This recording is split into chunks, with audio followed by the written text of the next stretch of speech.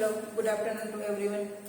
બાળકો, આપણે ગુજરાતીના લેક્ચરમાં આજે ફરીવાર મળી રહ્યા છીએ. જુઓ, લાસ્ટ લેક્ચરમાં આપણે પેપર સોલ્યુશન કર્યું હતું અને એના આગળના લેક્ચરમાં આપણે રિવિઝન મેં કરાવ્યું હતું, એક્ઝામ માટે રિવિઝન કરાવ્યું હતું. અને એના આગળના લેક્ચરમાં લાસ્ટમાં આપણે આ અભિનય ગીત કર્યું હતું. આ ગીત ગાયું હતું કે જંગલ કેરા પ્રાણીઓની ચૂપ ચૂપ ગાડી આવી. ગાવાની તો ખૂબ જ મજા આવે હતી, તમને યાદ હશે. 2-3 લાઈન હું ગાઉં છું, તમને યાદ આવી જશે. તમે ઘરે ફરીથી ગાવાની ટ્રાય કરજો. જંગલ કેરા પ્રાણીઓની ચૂપ ચૂપ ગાડી આવી, જંગલ કેરા પ્રાણીઓની ચૂપ ચૂપ ગાડી ચાલી, ચૂપ ચૂપ ચૂપ ચૂપ કરતી ચૂપ ચૂપ ગાડી ચાલી, ચૂપ ચૂપ ચૂપ ચૂપ કરતી ચૂપ ચૂપ ગાડી ચાલી. સૌથી આગળ કાળો હાથી એન્જિન એ કહેવાય, સૌથી આગળ કાળો હાથી એન્જિન એ કહેવાય, હાથી ઉપર બેઠું સસલું ડ્રાઈવર એ કહેવાય.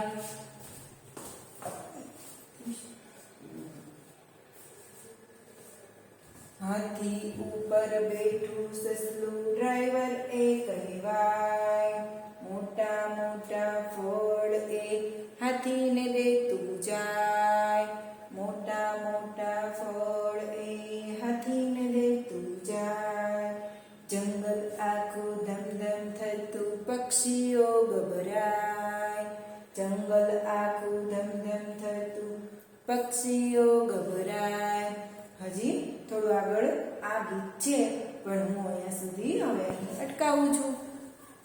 તો હવે તમને યાદ આવી ગયું હશે કે જંગલ કેરા પ્રાણીઓની ચૂપ ચૂપ ગાડી ચાલી એ મેં ગીત કેવી રીતે ગાયું હતું. તો હવે આપણે આગળ એક વાર્તા સાંભળવાની છે. સાંભળવી છે ને વાર્તા બધાને? ચાલો આગળ હું એક વાર્તા સંભળાવું છું તમને. થોડી વાર બેસો.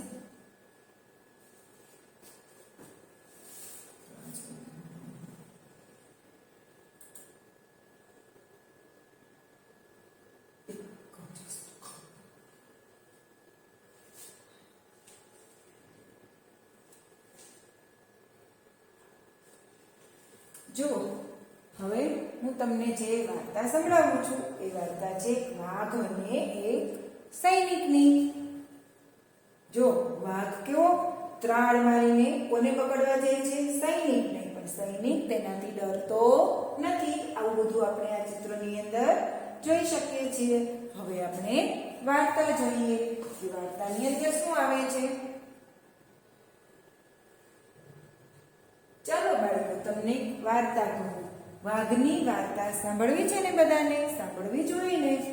મારી પાસે આવો મારા દોસ્તો, એક કિસ્સો કહો. ઘણા વર્ષો પહેલાની વાત છે. શું છે? ઘણા વર્ષો પહેલા. આ વાર્તામાં જે વાત છે એ ઘણા વર્ષો પહેલા બની ગયેલી વાત છે. ઘોર અંધારી હતી રાત. શું કહે છે? ખૂબ જ અંધારું હતું. એવો રાત્રિનો સમય હતો. બંદૂક હતી મારી સાથ. સૈનિક કહે છે કે બંદૂક મારી સાથે જ હતી. વટાવીને જંગલ અને ઝાડીઓ હું જતો હતો. શું કહે છે? જંગલમાં પસાર થઈ ગયો અને ઝાડીઓમાંથી પસાર થઈને હું જતો હતો. ના આવતો હતો, જતો નહીં, પણ જંગલમાંથી ઝાડીઓમાંથી પસાર થઈને હું આવતો હતો. અરે જતો હતો. પછી અંધારું હતું સખત, એટલે ખૂબ જ અંધારું હતું. 10 વાગ્યાનો હતો વખત. ટાઈમ કયો થયો હતો? સમય કયો થયો હતો? રાત્રિના 10 વાગ્યા હતા. કોયલની સંભળાતી હતી કૂક. શું કહે છે? કોયલની કૂક સંભળાતી હતી. કોયલનો અવાજ સંભળાતો હતો અને મને લાગી હતી ભૂખ. શું કહે છે? રાત્રિનો સમય થઈ ગયો હતો, 10 વાગી ગયા હતા અને મને શું લાગ્યું હતું? ભૂખ લાગી હતી. ધ્રુજતો હતો હું કોયલની કૂકથી. શું કહે છે? કોયલનો અવાજ સાંભળીને હું ધ્રુજતો હતો કે આવો અવાજ રાત્રિના સમયમાં કેમ થાય છે. જીવ જતો હતો કકડતી ભૂખથી. શું કહે છે? અને ખૂબ જ ભૂખ લાગી હતી એટલે મારો જીવ ઊંચા નીચો થતો હતો. ગાતા ગાતા બગડી ગયો મારો રાગ. શું કહે છે? હું તો આજે ગાતો તો ગાતા ગાતા શું થયું? મારો રાગ એટલે અવાજ હતો એ ફાટી ગયો, અવાજ બગડી ગયો. જાળીમાંથી નીકળ્યો એક વાઘ. શું થયું? ધ્રુજતો અવાજ તો બદલાઈ ગયો, પણ એમાંય શું થયું? રાત્રિનો સમય હતો, જાળીમાંથી એક વાઘ બહાર નીકળ્યો. એને પાડી ત્રાળ. શું કર્યું? માણસને જોઈને તો વાઘ, સિંહ, દીપડો એ બધા જંગલી જાનવરોને તો એક જ વસ્તુ દેખાય, પોતાની ભૂખનો સંતોષ કરવો. માણસને જોઈને તો ત્રાળ પાડી. શું કર્યું? ત્રાળ પાડી. મારી નીકળી ગઈ રાડ. સૈનિક કહે છે કે ત્રાળ સાંભળીને તો મેં પણ એક મોટી રાડ પાડી. એ લપક્યો, હું ઝપક્યો. શું કહે છે? એકદમ લપક્યો એટલે કે તે બહાર નીકળ્યો અને હું પણ ઝબકી ગયો, ગભરાઈ ગયો. એ ઉપર, હું નીચે. શું કહે છે? એ મારી ઉપર અને હું એની નીચે. એ ઝાડ, હું ડાળ. શું કહે છે? એ ક્યાં હતો? એ ઝાડે અને હું ડાળે. તો બચાવો. શું બોલતો હતો સૈનિક? તો બચાવો, મને બચાવો, ભાગો. અને પછી તો એ પણ બોલતો હતો. સૈનિક કહે છે કે ભાગો, કારણ કે વાઘના પંજામાં આપણે આવી જશું તો બધા જ ફસાઈ જશું. એટલે એવી પણ બૂમો પાડતો હતો કે ભાગો. પછી શું થયું? અરે શું કહું, ખરેખર કહું, મજા આવી ગઈ. સૈનિક કહે છે પછી તો શું થયું? મજા આવી ગઈ, મને ઘાયલ કરી ગઈ. ના, વાઘણ હતી. શું કહે છે? કે મને ઈજા પહોંચાડી, મને ઘાયલ કરી દીધો. પણ કોણ હતો? એ વાઘની પણ વાઘણ હતી. ના, વાઘ હતો. મને ઘાયલ કરી ગયો. વાઘ હતો, એ વાઘ મને ઘાયલ કરી ગયો. પણ હું તો સાજો નરવો છું. છતાં સૈનિક શું કહે છે? કે હું તો સાજો નરવો છું. કેવી મજાની વાત! જોયું ને? શું કહે છે? કેવી મજાની વાત! જો જંગલની આ વાર્તા છે. એક સૈનિક જંગલમાંથી, ઝાડીઓમાંથી પસાર થઈને આવતો હતો અને શું થયું? રાત્રિનો સમય થઈ ગયો હતો. રાત્રિના 10 વાગી ગયા હતા. એટલે ભૂખ પણ ખૂબ જ લાગી હતી અને જીવ ઊંચા નીચો થતો હતો કે આટલા ઘોર અંધારામાં ક્યાંક કોઈક જાનવર આવીને મને ખાઈ ના જાય. એવામાં જ શું થયું કે એક વાઘ બહાર આવે છે ઝાડીમાંથી અને મોટી ત્રાડ પાડે છે. સૈનિક પણ શું કરે છે? ત્રાડ સાંભળીને મોટી રાડ પાડે છે. હવે રાડ તો પાડે છે ને પછી બૂમાબૂમ કે મને બચાવો, ભાગો. એવી રીતે રાડ પાડે છે. આગળ હવે જોયું તો કોણ હતું? વાઘ હતો.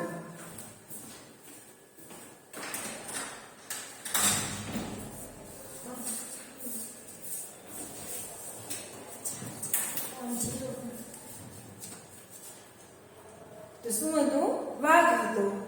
મને ઘાયલ કરી ગયો. શું કહે છે? સૈનિક કહે છે તો બહાર નીકળ્યો અને પછી મને ઘાયલ કરી દીધો. મને એના પંજામાં લઈ લીધો. થોડી મને ઈજા પહોંચાડી. છતાં પણ હું સાજો નરવો છું. એટલે કે છતાં પણ હું એકદમ સાજો જ છું. ક્યાંય પણ મને વાગ્યું નથી, ક્યાંય પણ મને દુખતું નથી લાગેલું હોય અને હું તો સાજો નરવો છું. જુઓ, આપણે વાર્તા સાંભળતા હોય ત્યારે આગળ આપણને શું થાય કે આગળ હવે વાઘ શું કરશે? વાઘ તો એને ઈજા તો ઠીક છે પણ સૈનિકને ખાઈ જશે. આપણને શું થાય? છેલ્લે શું આવશે? કે સૈનિકને ખાઈ જશે. પણ સૈનિક તો શું છે કે પોતે સાજો નરવો છે, એને કાંઈ પણ ઈજા થઈ નથી. તો હવે આ વાર્તા સાંભળવાની તો મજા આવે ને. હવે તમે તમારી ટેક્સ્ટ બુકમાં ચિત્ર જોઈને વાર્તા બોલજો. હવે આના વિશે જે પ્રશ્નોત્તરી હું કરીશ એ હું તમને આગળના લેક્ચરમાં પ્રશ્નોત્તરી કરીશ. હવે આપણે આપણી નોટબુકમાં થોડા આગળ વધીએ અને જોઈએ લાસ્ટમાં આપણે શું જોયું હતું.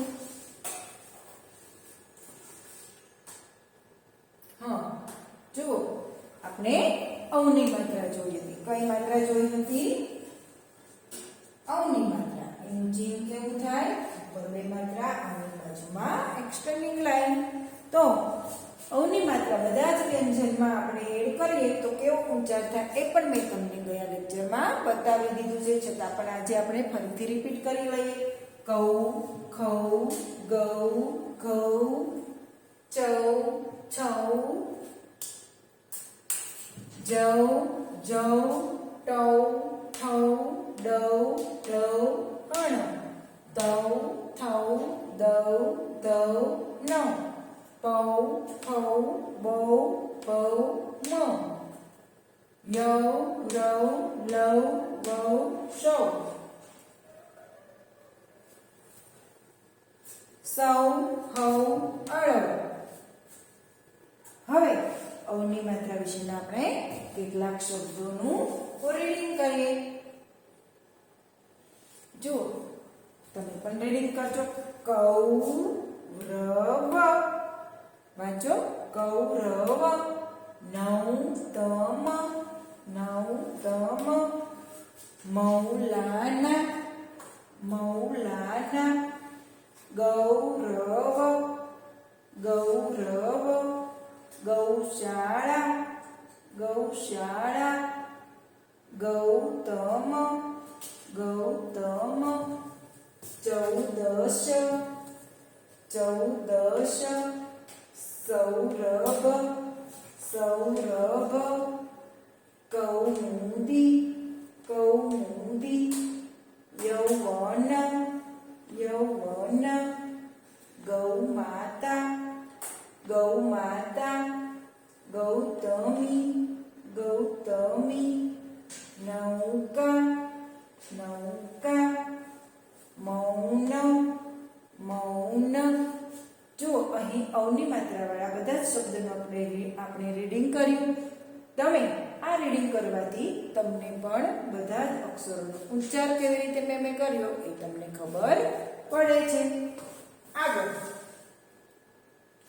અહીં થોડા શબ્દો રહી ગયા છે. કૌશિક, કૌશિક. ગૌરી, ગૌરી. મૌન, મૌન. સૌને, સૌને.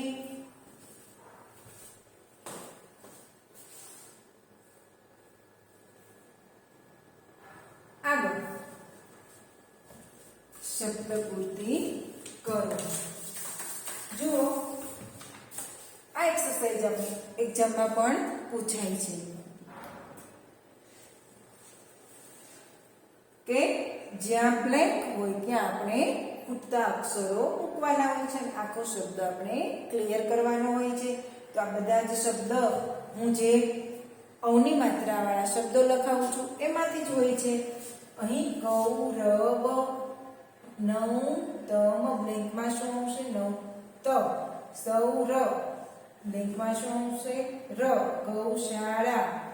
મૌલાના, અહીં બ્લેન્કમાં ના. ગૌતમ. તમે આગળના વર્ણો જે રીડ કરો છો તરત જ તમને જે બ્લેન્કમાં કયો અક્ષર આવશે તમને તરત જ યાદ આવી જાય છે. 14. કૌમુદી. યૌવન. નૌકા. મૌન. કૌશિક. ગૌમાતા. છેલ્લે બેન છે એટલે આપણે છેલ્લો અક્ષર લખવાનો હોય છે. આગળ આ એક્સરસાઇઝ પણ આપણી એક્ઝામમાં પૂછાય છે કે વર્ણ જોડીને નવો શબ્દ બનાવો. જો અહીં આપણે અવની માત્રા શીખીએ છીએ એટલે અવની માત્રા વાળા જ બધા શબ્દો હશે.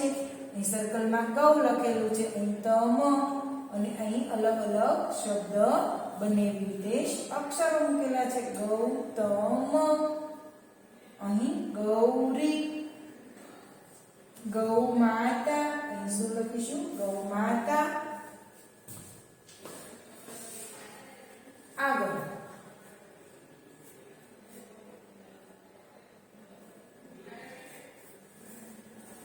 આપણને જેટલા નવા નવા શબ્દ મળે એટલા જ નવા નવા શબ્દ વધારે ને વધારે આપણે લખવાના હોય છે. અહીં જો નૌકા, અહીં શું બને છે? નૌતમ. આગળ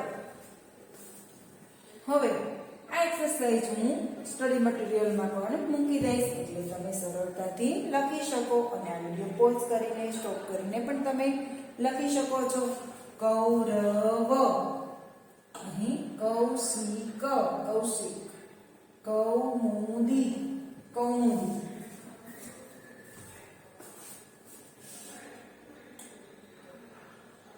જો અહીં સુધી આપણે જોઈશું આજે. અહીં સુધી આપણે ઘણા બધા શબ્દ લખ્યા છે. તમે આ બધી એક્સરસાઇઝ શબ્દકૃતિ અને વર્ણજોડી નવા શબ્દ બનાવો. એ બંને એક્સરસાઇઝ તમારે તમારી નોટબુકમાં લખી લેવાની છે. સ્ટડી મટીરિયલમાં હું મૂકી દઈશ એટલે સ્ટડી મટીરિયલમાં તમે આ બંને એક્સરસાઇઝ જોઈ શકશો. અને અવની માત્રાવાળા જે શબ્દો આગળ આપેલા છે બધા જ શબ્દો તમારે નોટબુકની અંદર લખવાના છે અને રીડિંગ કરવાનું છે. તો આજે આપણે અહીં આ ગુજરાતીનો લેક્ચર હું સમાપ્ત કરું છું. Thank you.